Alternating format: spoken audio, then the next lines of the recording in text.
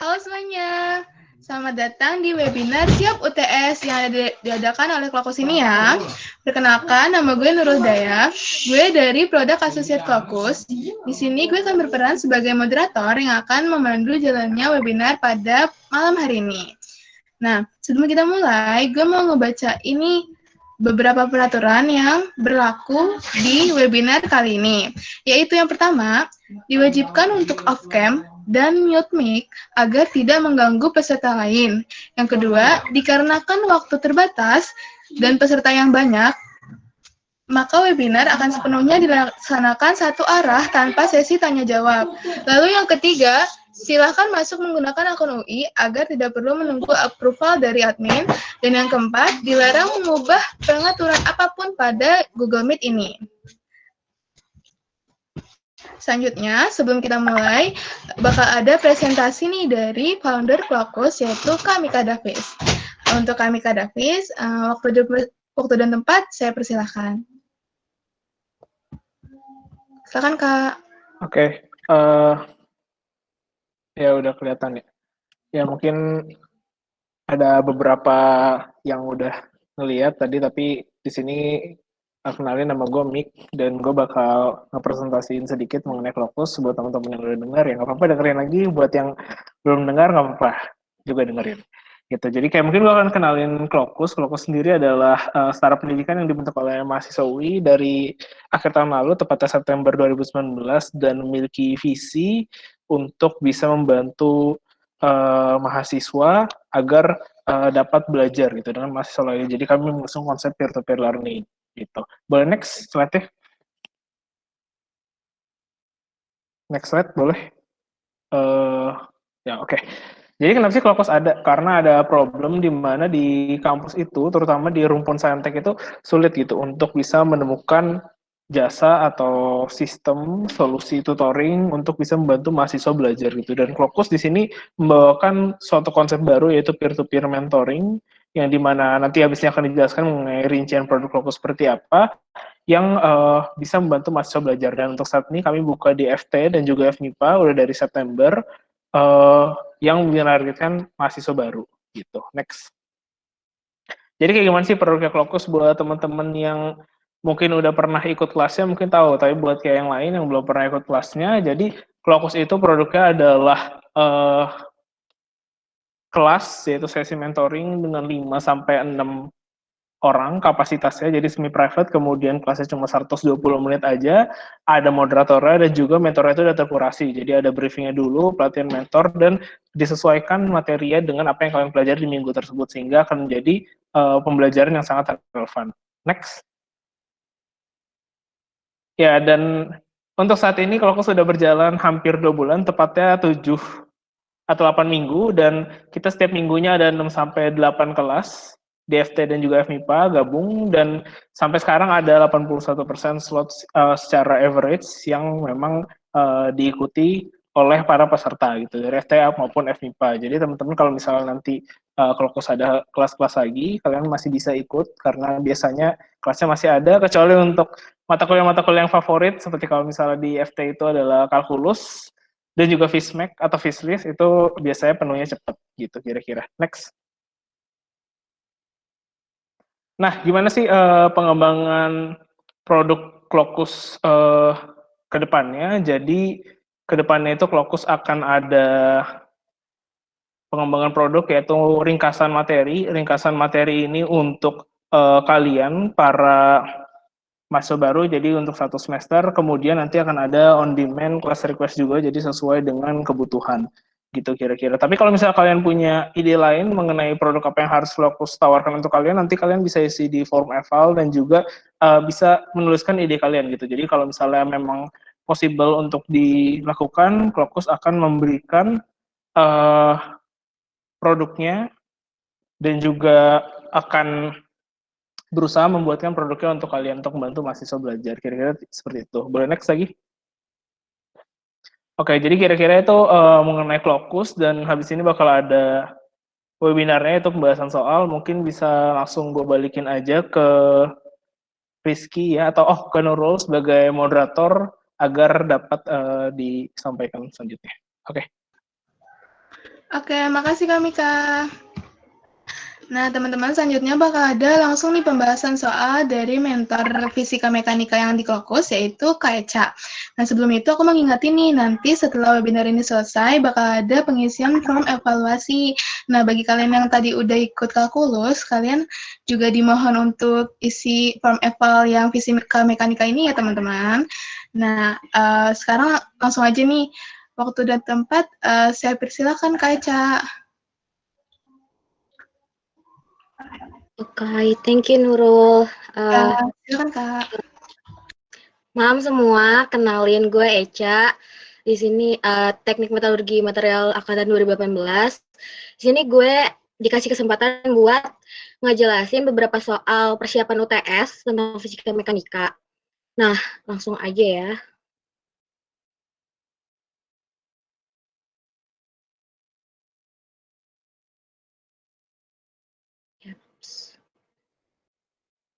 Jadi di sini kita bakalan ngebahas soal-soal persiapan. Di sini sekitar ada 8 soalan.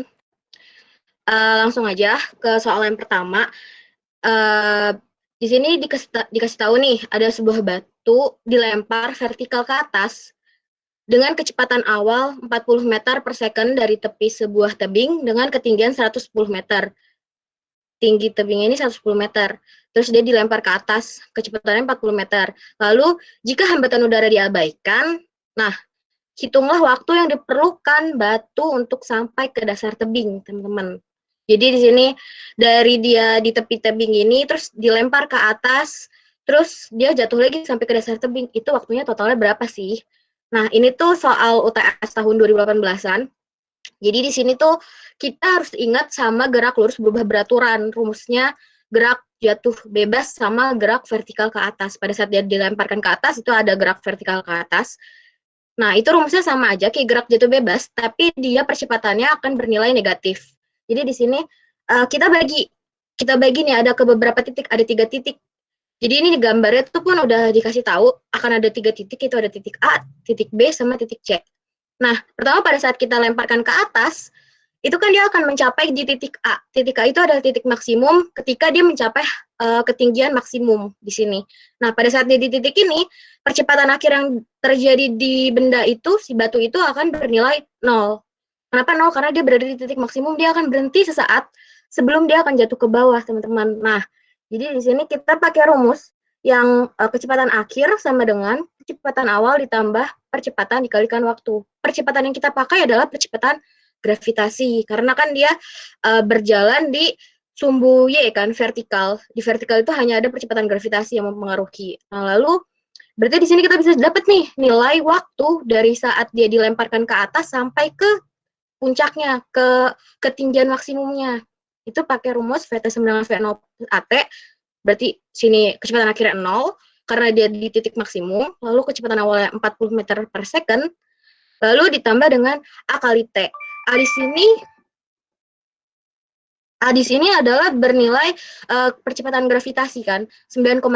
Karena dia vertikal ke atas, maka dia bernilai negatif, min 9,8. Jadi kita dapat nih waktunya dari titik awal ke ketinggian maksimumnya 4,08. Nah, kita udah tahu waktunya, tapi ketinggiannya berapa sih sampai dia sampai di sini tuh, dari titik sini sampai sini tuh ketinggiannya berapa? Kan kita butuhnya dari awal sampai akhir waktunya kan. Berarti kita harus tahu nih ketinggian dari titik A sampai ke titik B.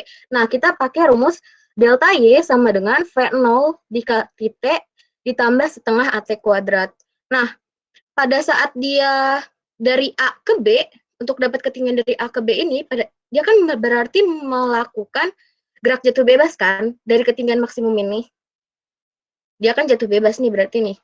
Nah, pada saat dia jatuh bebas, kita anggaplah titik acuan kita itu di sini, di A. Ketika kita menganggap ini sebagai titik acuan, berarti ini anggaplah dia bernilai 0 pada saat dia masih diam di sini. Jadi dia Y-nya atau ketinggian awal di A-nya itu dianggaplah nilainya 0. Karena ini bergeraknya di sumbu vertikal atau di sumbu Y, maka dari itu dia di sini delta Y, teman-teman. Kalau misalkan dia geraknya di sumbu X, di sini jadinya delta X, karena ini kan perubahan perpindahan bendanya. Jadi di sini kita dapat delta Y sama dengan V0T ditambah setengah AT kuadrat. dia percepatan gravitasinya akan tetap bernilai positif karena dia melakukan gerak jatuh bebas. Nah, lalu di sini dia kan Y-nya Y0 itu adalah 0, berarti kita nanti akan dapat nih ketinggian dari A sampai B berapa. Dengan kita masukkan di sini, dapatlah nilai ketinggiannya,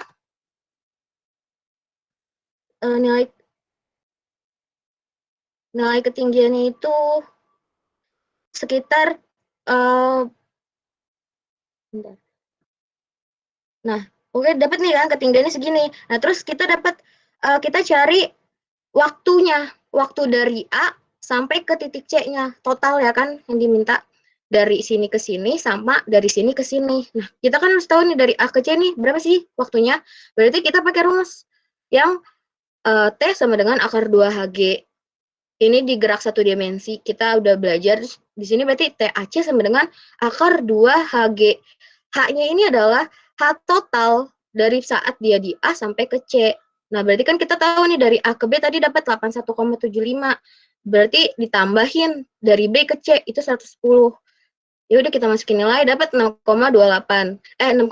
second. Nah, terus berarti sini waktu totalnya daripada saat dia dilemparkan sampai ke dasar tebing adalah ditambah TOA ditambah dengan dari T A ke C dapat 10,33 second gitu. Nah, ini soal pertama. Biasanya itu kalau soal gerak lurus itu emang di awal-awal. Nah, terus nomor 2 nih di sini.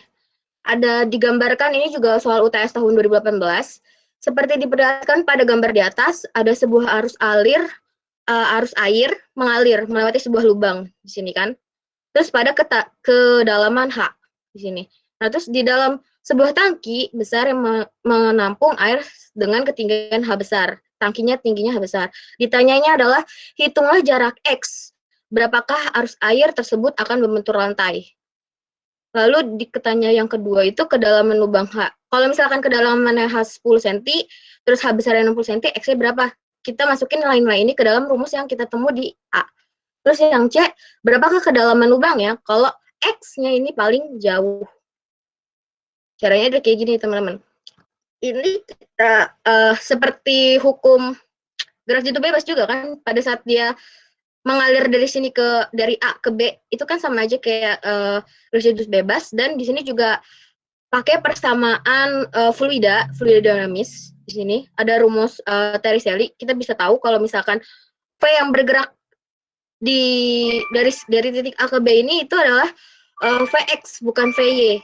Nah, Vx itu adalah percepatan yang bekerja hanya di sumbu X. Jadi sebenarnya ini kan dia itu gerak yang bekerja di 2 dimensi. Ada yang bekerja di sumbu di sumbu Y sama di sumbu X. Tapi karena dia ini dari titik A ke B ini jalannya kayak gini, nah ini tuh yang bisa kita lihat itu adalah Vx-nya atau kecepatannya ini nggak akan berubah, nggak ada terjadinya perubahan percepatan pada saat dia meluncur keluar dari tangki ke dasar lantai sini. Nah, berarti kita tahu nih dapat V-nya. V yang bekerja itu sebesar nilai Vx kan, akar 2GH. Berarti karena bergerak pada sumbu X dari A ke B, maka di sini kita dapat Vx sama dengan akar 2HG. 2GH sama aja ya. Terus di sini berarti kan terjadi gerak jatuh bebas dari A ke C. Kalau untuk dari A ke C ya. Itu kan berarti bakalan sama aja dong. Waktu dari dia A ke B, dari A ke B sama dari A ke C itu waktu yang ditempuhnya akan sama, bernilai sama. Nah, kita buat tahu nilai dari A ke C ini, gimana caranya? Kita pakai rumus gerak jatuh bebas lagi ya, teman-teman. Di sini Y0 itu dia berpindah ruas, jadi ke sebelah kanannya. Sama aja kan, dia kan ini tadinya delta Y, seperti yang nomor 1 tadi. Nah, berarti di sini V0 saat di titik A dengan ketinggian YAC adalah 0 meter per second. Karena dia ini terjadi gerak jatuh bebas. Jadi kita anggap dia percepatan awalnya itu adalah bernilai 0.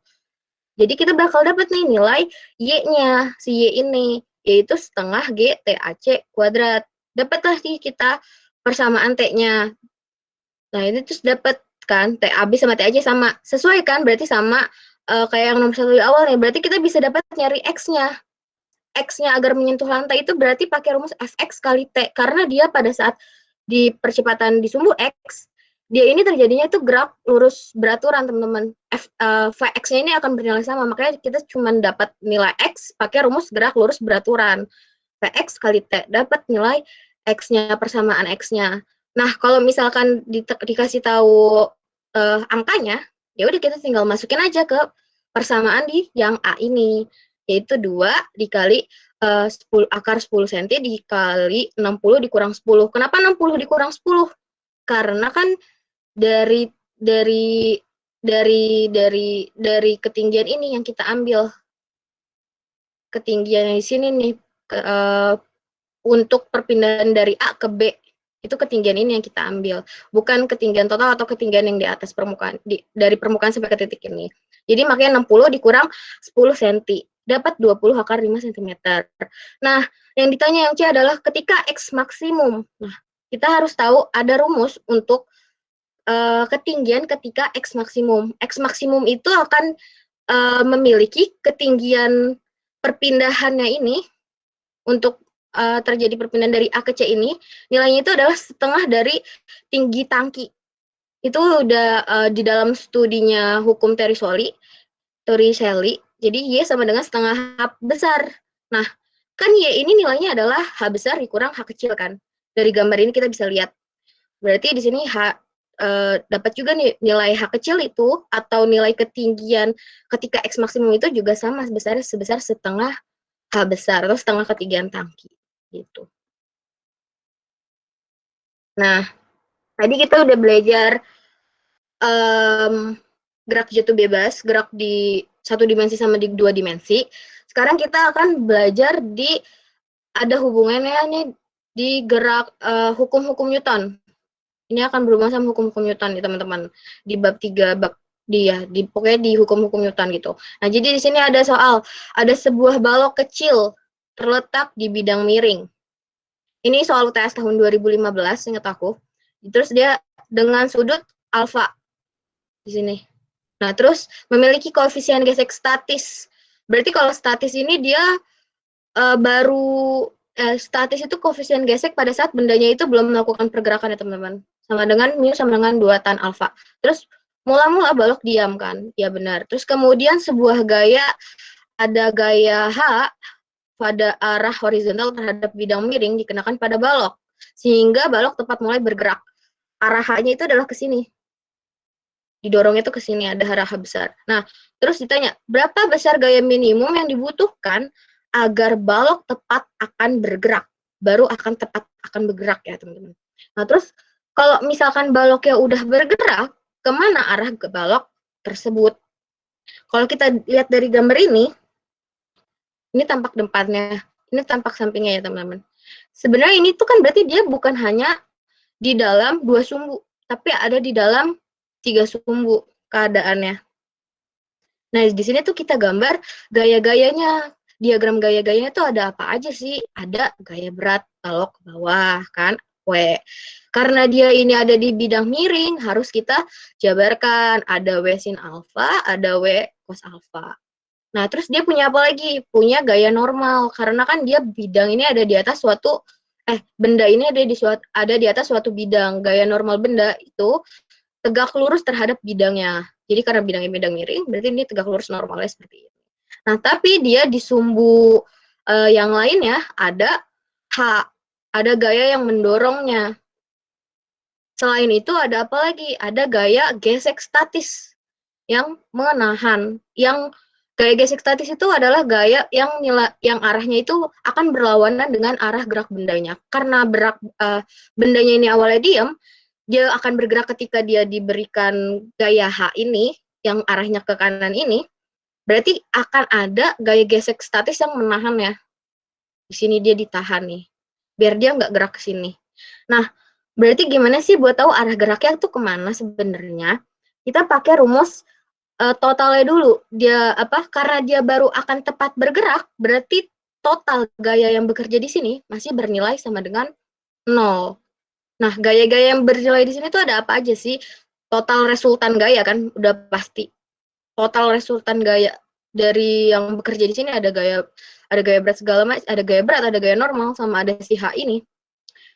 Total resultan gaya dikurang dengan gaya lawannya, ada gaya gesek statis, S sama dengan 0.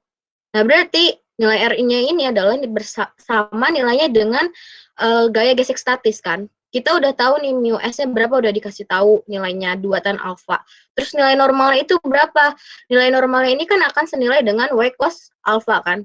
Kenapa? Karena si benda ini bergerak pada bidang ini, pada sumbu X bidang miring ini, bukan pada sumbu Y bidang miring ini. Di sumbu Y kan dia tidak ada pergerakan, tidak ada perpindahan, makanya ini tuh sigma FY sama dengan 0, berarti N akan bernilai sama dengan Y cos alfa. Nah, berarti di sini dapat resultan. Resultan tuh nilainya dari apa aja sih? Resultan itu kan berarti tadi ada gaya apa? Ada H. Berarti kan kita ingat pakai rumus yang total resultan gaya itu adalah akar fx kuadrat tambah fy kuadrat tambah fz kuadrat gitu kan. Karena di sini ada tiga sumber gitu. Nah, terus di sini dia pakainya dia ini kan bergeraknya hanya di bidang ini, ke arah sini doang. Hanya di bidang ini doang. Jadi cuma ada 2 sumbu yang mempengaruhi pergerakan ini, ke sini sama ke sini. Maka dari itu dia hanya di bidangnya X dan Y kan. Jadi akar H kuadrat atau gaya yang mendorong ya ditambah dengan W sin alfa. Yang ke sini nih, arahnya ke sini nih. Nah, itu dikuadratkan juga kan, sesuai rumusnya. Itu nilainya akan sebesar dengan gaya geseknya. Maka dari situ kita bakal dapat nih nilai H-nya yang mendorong itu berapa sih nilai H-nya. Nah, nilai gaya yang mendorong agar dia akan tepat bergerak itu adalah sebesar akar 3W sin alfa. Nah, untuk yang pertanyaan B, ditanyanya itu apa? Arahnya, arah resultannya, arah pergerakannya tuh kemana sih? Nah, arah pergerakan itu kita ingat lagi ada arah vektor R terhadap sumbu X positif yang ke sini, karena kan dia akan bergerak mengikuti gaya yang mendorong dia ini kan. Nah, itu adalah tangen theta sama dengan resultan yang di sumbu Y dibagi dengan resultan yang di sumbu X. Nah, berarti kan karena kita mau tahu berapa derajat sih agar dia itu dapat bergerak, jadi dia dapatnya tuh tangan, karena kan ini tangan tetanya. Kita mau tahu tetanya berapa sih, berarti arsikus tangan W sin alfa, RY kan, RY itu kan W sin alfanya, terus dibagi dengan H-nya, gaya pendorong ini yang ada di sumbu X. Akar 3W sin alfa. Dapat deh kita arc tangannya itu 30 derajat. Jadi arahnya itu sebesar 30 derajat ketika dia melakukan pergerakan. Gitu. Nah, terus ada soal nomor 4 nih. Ini tuh soal tentang kesetimbangan. Ini juga dipengaruhi sama hukum Newton, rumus-rumus hukum Newton, hukum-hukum Newton nih. Di sini ada 3 balok. Ada 3 balok nih, ada massa 1, ada massa 2, sama ada massa 3. Nah, keadaannya tuh di sini yang massa 1 tuh dia kaitkan sama katrol, dia nyangkut. Terus di massa 2 ini dia berada di bidang yang datar. Lalu yang massa 3 ini dia dihubungkan di bidang yang miring. Terus di sini itu ada sudutnya itu sebesar 30 derajat. Nah, berarti sini dikasih tahu nih masanya 10 kilo, yang massa 1 10 kilo, massa 2 itu 5 kilo, yang massa 3 itu 3 kilo. Terikat pada tali yang masanya dapat diabaikan. Talinya nggak usah dipikirin masanya. Katrolnya juga dianggapnya licin. Nah, terus jika balok massa 5 kilo, yang 5 kilo yang di M2 ini, percepatannya adalah 2 meter per second kuadrat ke kiri, dan bidang penunjang baloknya itu tidak licin, disuruhnya tanya diagram bebas gayanya kayak gimana sih, free body diagramnya. Lalu gaya tegangan setiap tali yang di sini, sama di sini tuh berapa? Sama koefisien gesek antara balok dan bidang penunjangnya itu berapa? Nah, kita lihat di sini berarti. Kan dia nih geraknya ini ke kiri ya dia. Ini dikasih tahu nih dia yang diminta diagram gaya bebasnya, berarti kita gambar-gambar ini kalau di kondisi yang satu ini, di sistem yang satu ini tuh berarti dia ada apa aja sih? Ada gaya berat, tulis gaya berat, arahnya ke bawah otomatis kan. Terus ada gaya tegangan tali. Gaya tegangan tali ini udah pasti dia akan menahan si berat M1-nya dong. Nah, dia ke atas sini. Lalu ada apa lagi di masa 2? Kita lihat kondisi sistem yang di masa 2 ini. Di kondisi sistem yang masa 2 ini dia ada apa? Ada gaya berat otomatis. Terus ada apa lagi? Ada gaya normal. Normal 2 kita kan. Karena ini di masa 2. Nah, terus ada gaya tegangan tali yang ke sini. Ke arah katrol yang nomor 1 ini. Terus tapi dia juga punya gaya tegangan tali yang ke arah sini. Ke arah katrol yang ke 3 ini. Lalu ada apa lagi? Ada gaya gesek. Kenapa ada gaya gesek? Karena dia mengalami percepatan ke arah kiri sebesar 2 meter per second kuadrat. Nah, berarti arah gaya geseknya itu berlawanan dong dari arah gerak bendanya. Lalu ada apa lagi? Kita lihat sistem di masa 3 ini. Di sistem masa 3 karena dia ini bidangnya bidang miring, berarti kita ngikutin sumbunya itu harus sumbu miring. Berarti berat benda yang di W3 ini harus kita jabarkan. Ada W3 cos 30, karena kan dikasih tahu ya, tetanya berapa, 30 derajat, sama ke bawah ini kan, W sin 30. Terus ada gaya normal juga.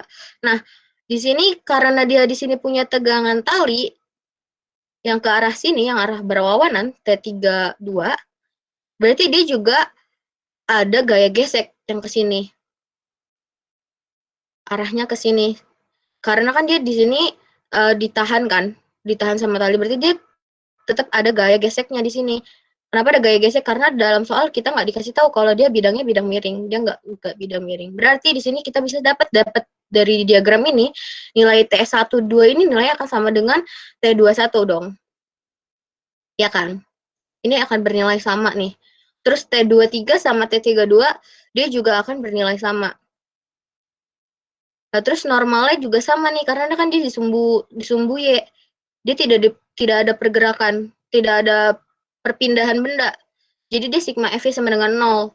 Maka dia nilainya dapat nih normalnya yang di masa 2 berapa sih normalnya? 49 Newton. 49 Newton itu dari mana sih? Dari massa dikali percepatan gravitasi. Nah, terus di N3 ini adalah sama. Dia besarnya itu adalah W3 cos 30. Nah, yang B, pertanyaannya adalah gaya tegangan tali di setiap sistem. Di sini, di sini, di sini. Gaya tegangan tali di sini sama di sini nilainya sama. Gaya tegangan tali di sini sama di sini nilainya sama. Berarti kita lihat daripada benda satu. Di benda satu ini kan dia ada sigma F sama dengan M kali A. Ini hukum Newton kedua. Nah, di sini tuh dia arahnya itu kita belum tahu nih. Arahnya tuh kemana sih? Arah gerak bendanya. Tapi kita anggaplah arah gerak bendanya itu ke bawah karena kan dia ini ada beratnya kan. Jadi anggaplah dia tuh yang W1-nya bernilai positif.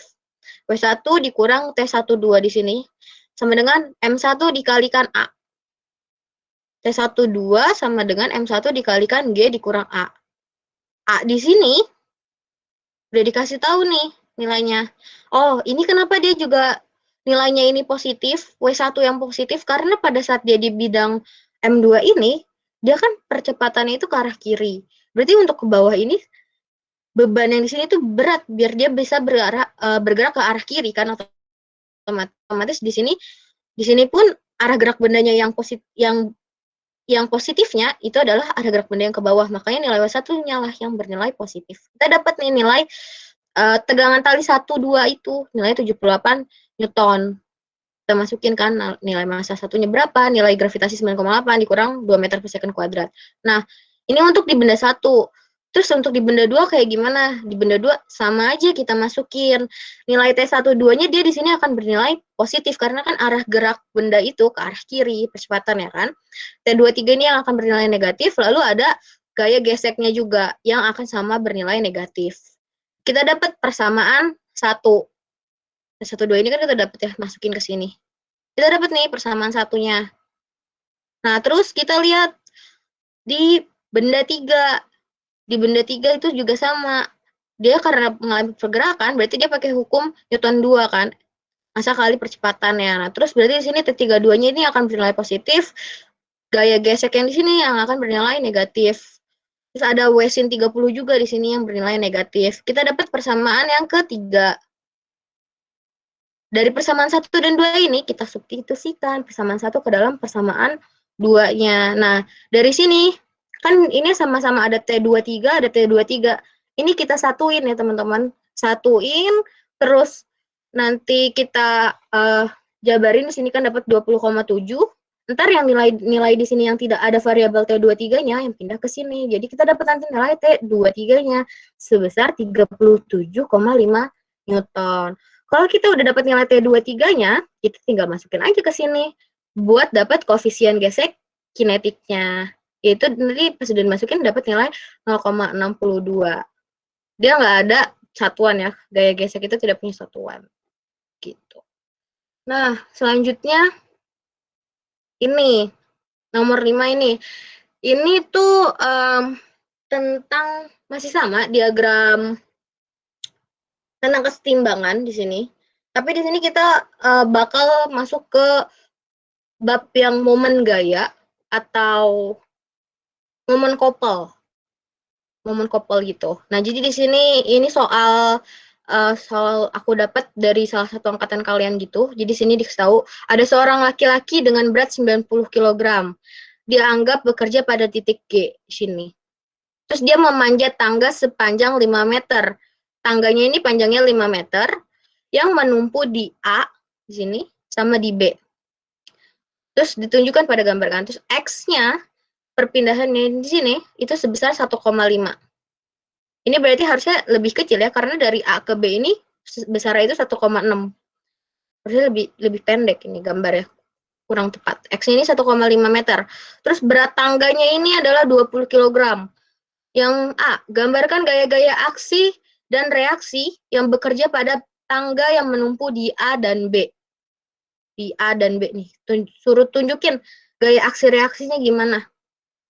Ini itu ada hubungannya sama hukum Newton ketiga ya. Terus di sini hitunglah reaksi perletakan yang terjadi di tumpuan A dan B. Kita nyari nilai gaya reaksinya di A sama B itu berapa. Bisa pakai metode grafis atau analitis. Nah, di sini aku bakal pakai metodenya analitis. Jadi di sini kita gambar yang kayak tadi. Jadi gambarnya kayak gini nih, teman-teman. Dia kan ada X-nya itu sebesar di sini, ini titik G, ini ada orangnya. Terus ini X-nya itu 1,5. Jarak dari A ke titik B ini ada 1,6. Terus di sini itu ketinggian dari A ke sini, dari titik sini ke sini itu 1,2, dikasih tahu di dalam gambar tadi. Terus total tangganya itu 5 meter. Nah, untuk yang A, berarti dia ada apa aja? Ada gaya tangga kan? Ada berat tangga. Berat tangga itu di sini berarti kan? Berat tangga ini harusnya di tengah dari besar panjang tangganya, peletakannya. Di sini ada W tangga. Karena dia ini miring, dia di bidang miring, karena tangganya miring, berarti kita harus menjabarkan ya. Jadi ada di yang di sumbu Y di miringnya, ada sama di sumbu X-nya. Di sini berarti ada WTY, W tangga, berat tangga di sumbu Y, sama ada berat tangga di sumbu X. Nah, lalu ada apa lagi? Ada orang ya kan? Orangnya itu punya berat kan? Berat orang, W orang. W orang ini juga harus kita jabarkan. Ada yang di sumbu X, ada yang di sumbu Y juga. Terus dia punya apa lagi? Punya normal. Normalnya ini adalah tegak lurus terhadap bidang. Karena bidangnya miring, berarti normalnya di sini, tegak lurusnya.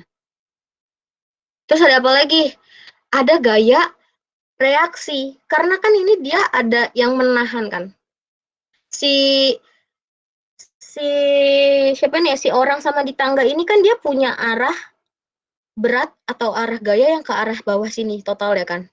Nah, berarti ini dia punya gaya reaksi nih, teman-teman. Gaya reaksinya ada apa aja sih? Ada yang di titik A.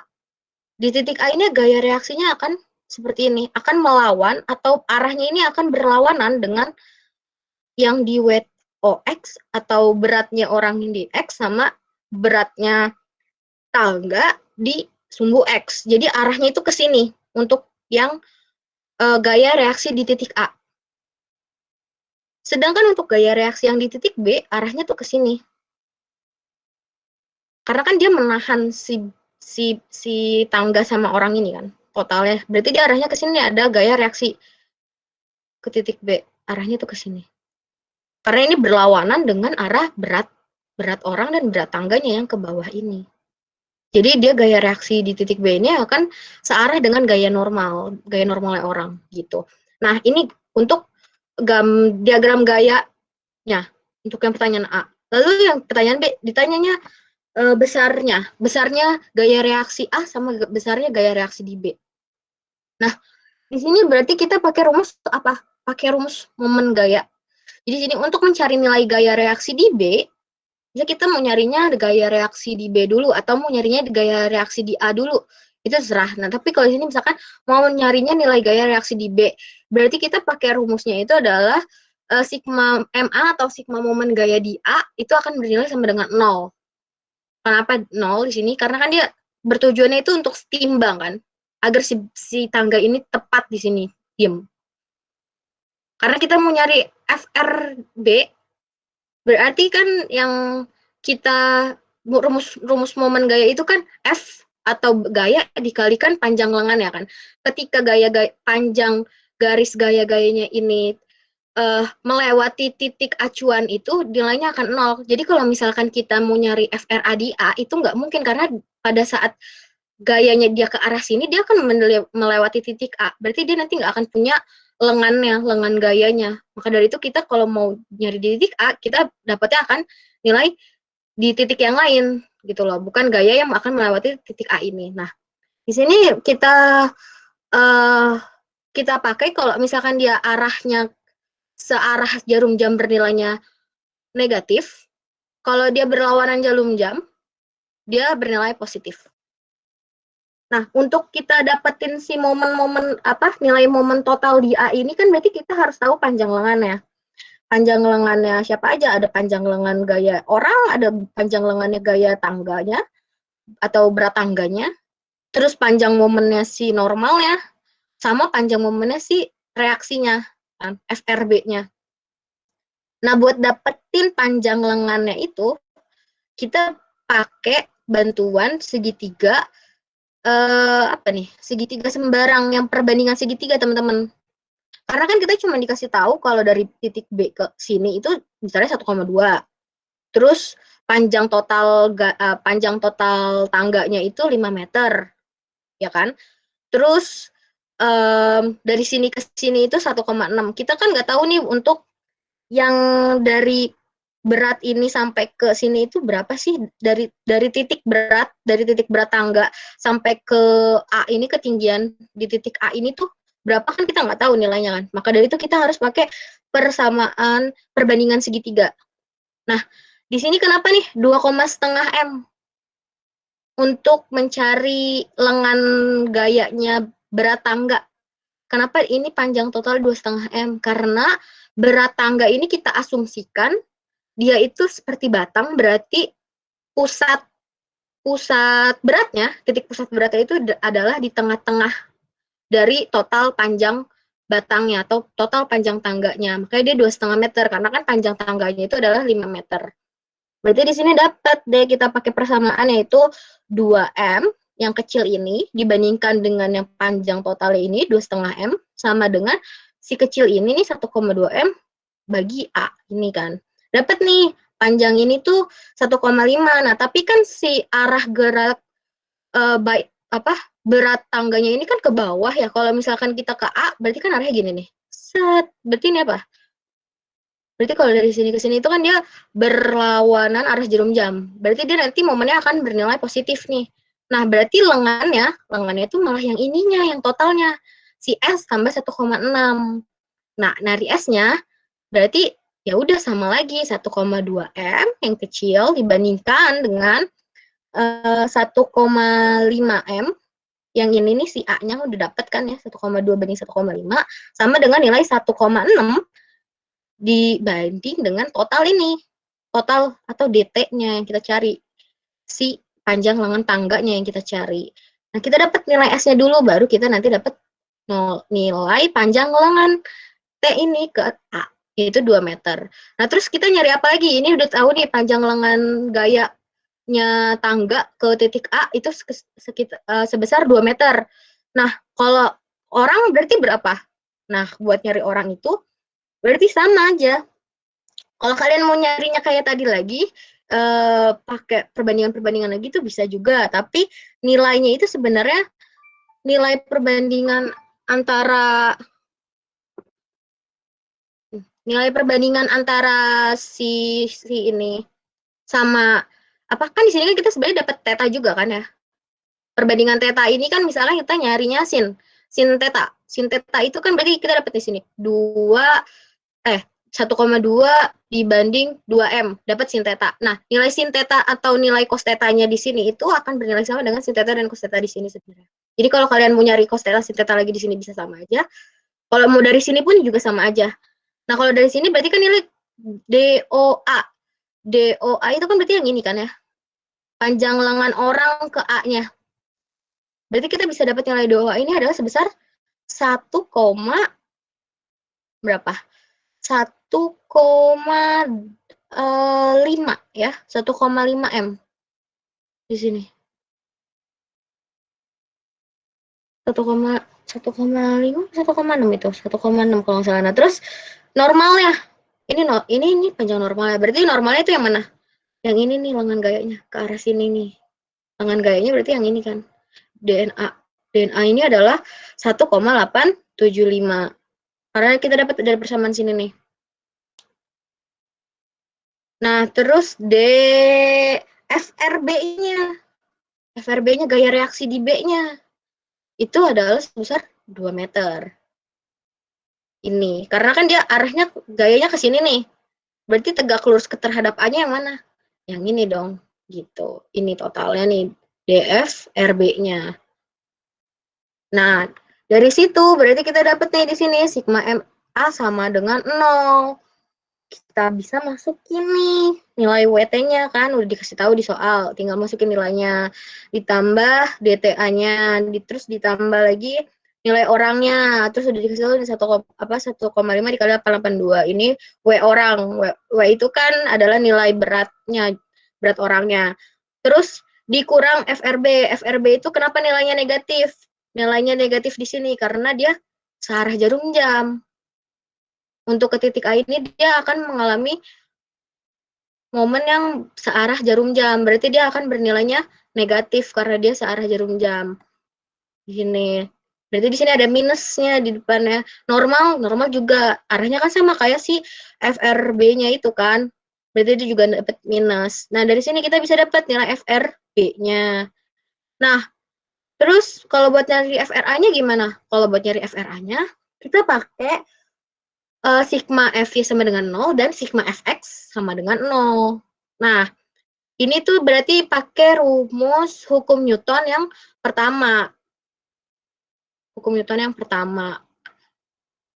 Pertama dan kedua, dan dia dalam keadaan setimbang, makanya dia sama dengan 0. Di sigma F maupun di sigma Fx-nya itu sama dengan 0, karena dia itu dalam keadaan setimbang. Nah, di sini berarti kita bisa lihat kan, yang Y ketemu sama yang Y semua, yang di sumbu X sama sumbu X semua.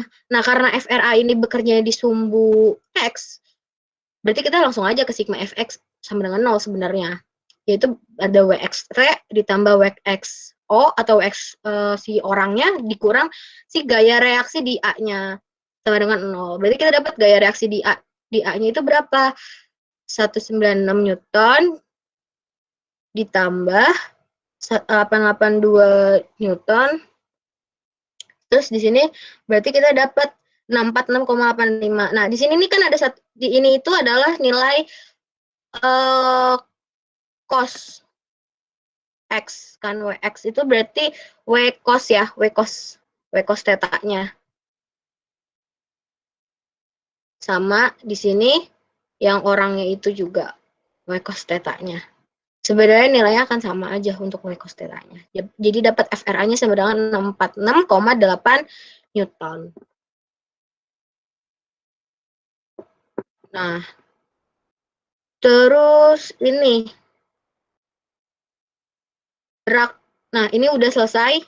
Itu tadi hubungannya sama kesetimbangan sama dan momen gaya, momen couple. Nah, terus di sini nomor 6. Nomor 6 ini adalah tumbukan. Sini ada sebuah bola biliar geraknya 3 meter per second ke arah sumbu X positif. Terus dia numbuk si bola yang kedua di sini. Bola kedua di sini awalnya diem doang. Nah, terus pas tumbukan, set, dia ngebentuk sudut 45 derajat nih. Yang ini satu ke sini 45, yang masa 2 di sini 45. Ditanya kecepatan masing-masing bola setelah tumbukan berapa? Masa bolanya sama. Berarti di sini berarti di sini nih sebelum tumbukan, sesudah tumbukan kan dia punya theta 45, theta 45. Nah, di sini nih kalian tetap harus gambarin ini ya biar kalian tuh nyadar. Nah, terus di sini berarti V awal di masa 1 itu 3 meter, V awal di masa 2 itu 0. Di sini 3 I meter per second kuadrat karena dia dikasih tahu dia itu arahnya ke sumbu positif. Nah, ini kan berarti dia ada yang ke arah, ini kan dia arahnya miring gini ya, miring searah 45 derajat untuk yang di kecepatan akhir di masa 1 maupun kecepatan akhir di masa 2 itu kan miring 45 derajat.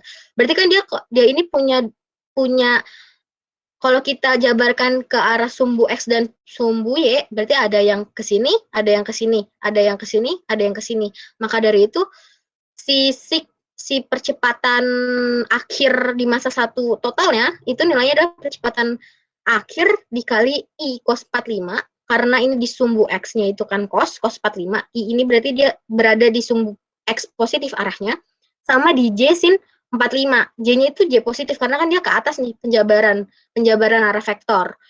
Sin 45. Untuk V2-nya atau yang masa 2-nya juga sama, tapi dia J-nya atau Y-nya di sumbu Y-nya itu negatif karena kan dia ke bawah, ke sumbu Y negatif.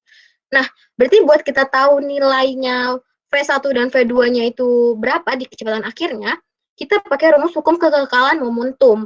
Jadi momentum awal sama dengan momentum akhir. Di momentum awal ini si benda 2-nya itu nilainya 0 kan, percepatannya, berarti momentumnya juga ada 0. Nah, di sini kan berarti M1V1 tambah M2V2 sama dengan M1V1 akhir ditambah M2V2 akhir. Terus di sini masanya sama nih. Berarti kita coret aja nih semua M-nya.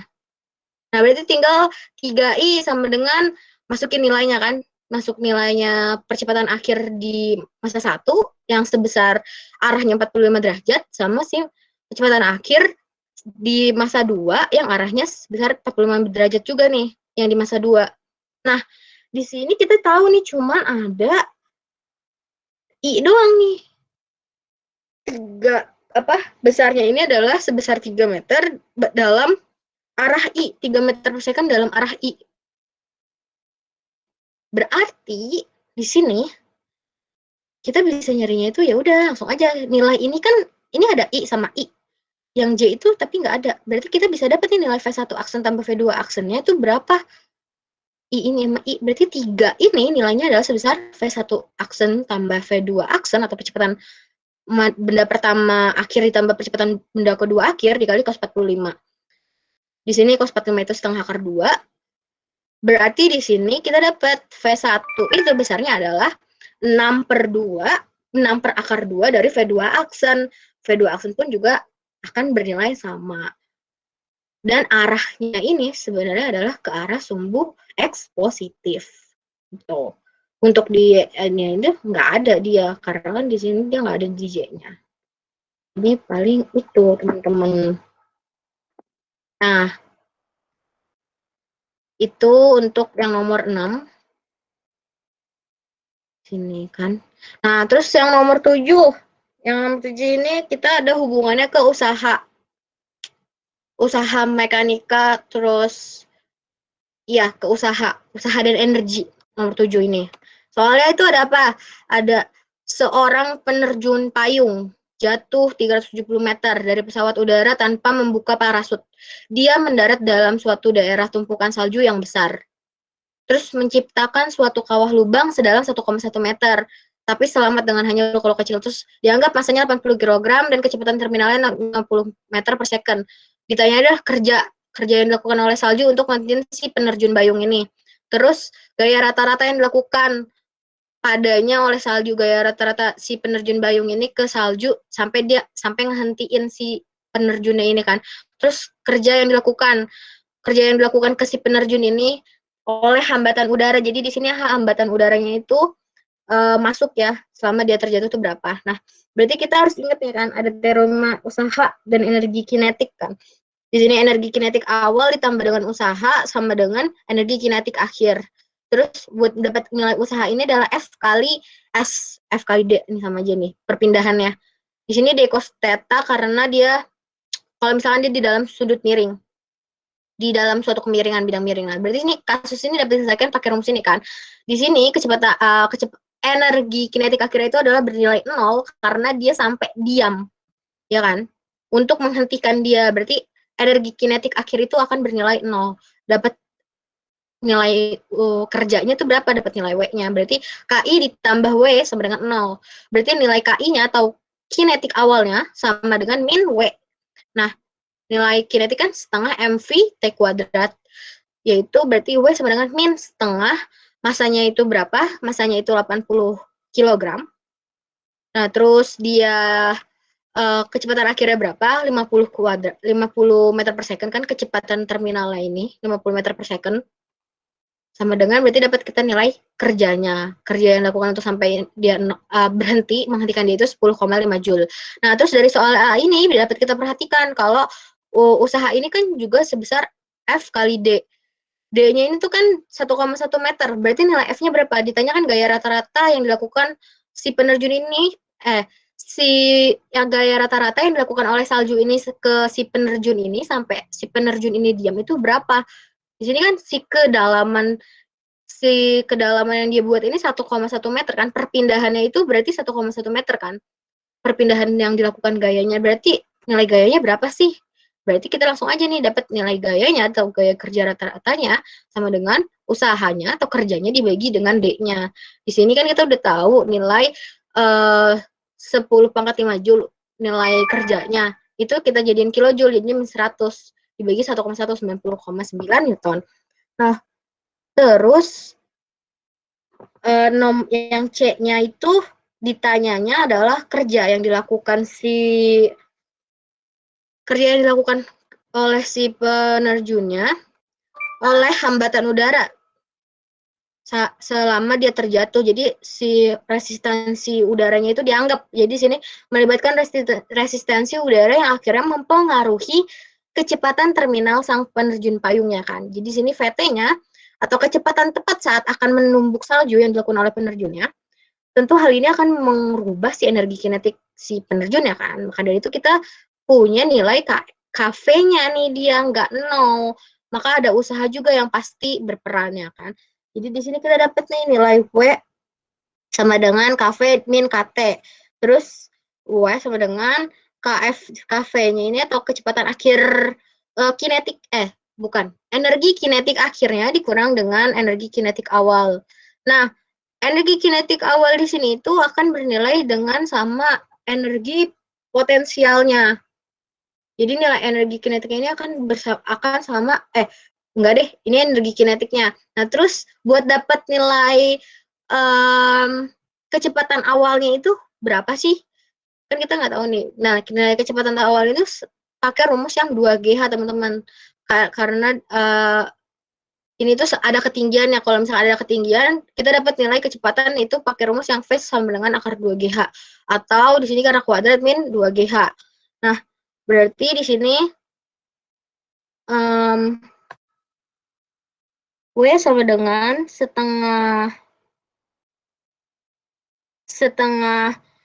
kali 80 berat masanya, masa orangnya dikalikan 50 kuadrat itu kecepatan akhirnya udah dikasih tahu kan 50 meter per second dikurang 2 kali 9,8 kali 370 sama dengan min 1,9 kali 10 pangkat 5 joule.